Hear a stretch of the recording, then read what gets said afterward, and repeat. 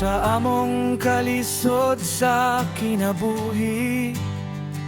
Lisod mangitag trabaho nga dako og sweldo. Walay diploma nga among ikapangambo.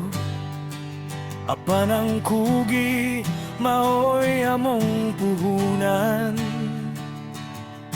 Bisan unsaon sa kapait sa panahon, padayon gihapon mi sa paningkamot. Kayang pobre nga dunay paningkamot, usa ka adlaw mo asenso. Meniro, kusgan nga manarbaho, singot ug kinabuhi ang puhunan.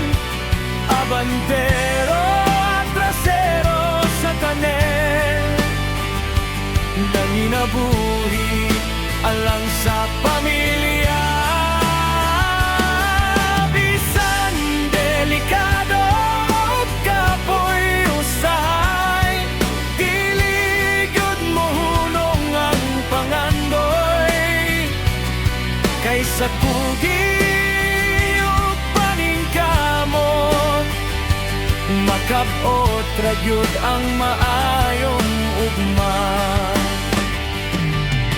Sayo sa buntag mo bangon dayon, magdalag paglaom sa matagadlaw. Kakapoy sa kamot tungod sa paningkamot, apan ang kasing-kasing puno sa paglaom. Daghang trabaho nga pwede buhaton, aron lang adunay makaon. Basta maningkamot ug magtinabangay, ang pamilya malipayon kanunay.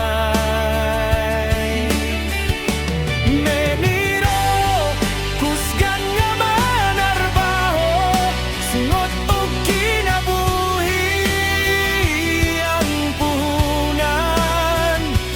Abantero at trasero sa tanem, nanginabuhi alang sa pamilya. Dili ikaw lang ang kakabus, basta limpyo ang pagpanginabuhi. Kayang tinuod nga bahandi sa tao, kugi paningkamot ug paglaom. Meniro, kusgan nga manarbaho, singot ug kinabuhi ang puhunan.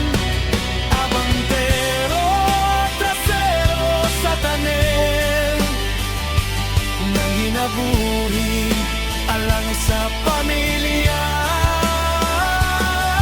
Bisan delikado ug kapoy usahay, dili gyud mohunong ang pangandoy.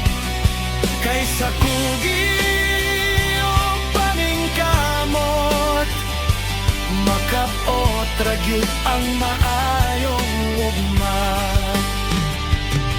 Kaysa kugi ug paningkamot, makab-ot ra gyud ang maayong ugma.